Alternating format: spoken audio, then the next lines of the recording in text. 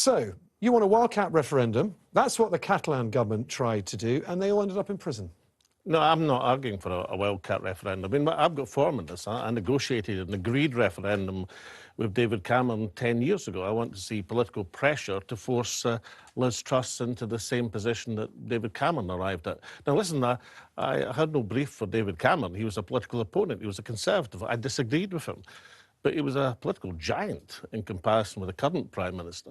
And I see absolutely no reason with the political power that the SNP has that they can't launch a campaign to make Liz Truss agree to a consensus But she's referendum. already said no, Alex. Well, you're not going to get her to say well, yes listen, by a campaign. Tom, if there was a campaign to make her change her mind, I've missed it. I mean, look, in order to get Westminster to agree to something, you have to have a political threat. You have to present them with an alternative which is less palatable. And one aspect of that might be for the Scottish Parliament to hold its own referendum. But if you're going to conduct your own referendum, well, firstly, you want to make sure that it can withstand a court challenge. And there are ways to do that.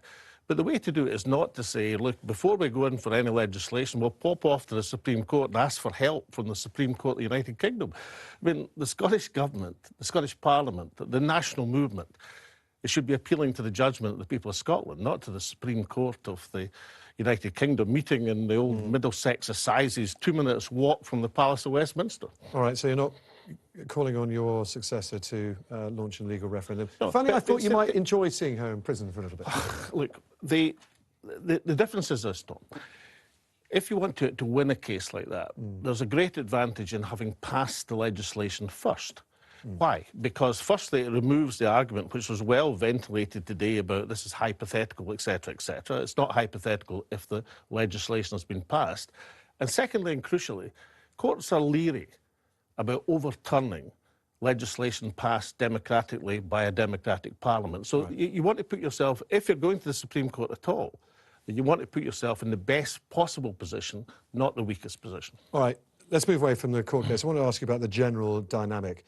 Liz Truss has replaced Boris Johnson. I wonder how that's changed the independence dynamic, because Boris Johnson was, everybody accepted, very unpopular in Scotland. Liz Truss, she even grew up in Glasgow.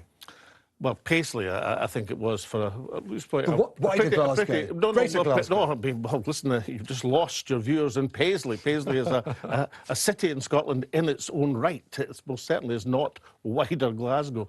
I mean, I think Liz Truss would know that. You've probably lost Liz Truss as a viewer. I stand corrected. Incidentally, I mean, to the point, you'd rather fight a referendum against Boris Johnson than Liz Truss? No, I disagree. I mean, I think Liz Truss is probably less capable of saving any Tory seats in Scotland than Boris Johnson would, for all his faults and failings. I mean, Johnson had a track record as a campaigner. There's no sign as yet that the new Prime Minister has a track record in anything except crashing sterling, wrecking the economy and putting interest rates through the sky and sterling through the floor. Kind of begs the question why you want to keep the pound in independent Scotland. Well, we can get back to that. Well, you want the euro, don't you? I know what you're about to tell me. No, I'm not going to say about the euro, but I mean, I think you need to get out the pound as quick as possible. Yeah. I mean, absolutely. Alex, everybody else is getting out of it, so why shouldn't Scotland?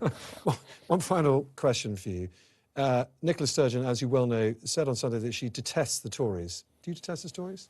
I think she should have been first up much clearer that she was talking about the party as opposed to individuals. Should she have said that? I mean, actually... Should she have said that, though? No, she shouldn't have said it. But look, to be fair, Churchill said that once. Churchill said, I detest the Conservative Party, I despise their men, I deplore their methods. Of course, he was a Liberal at the time.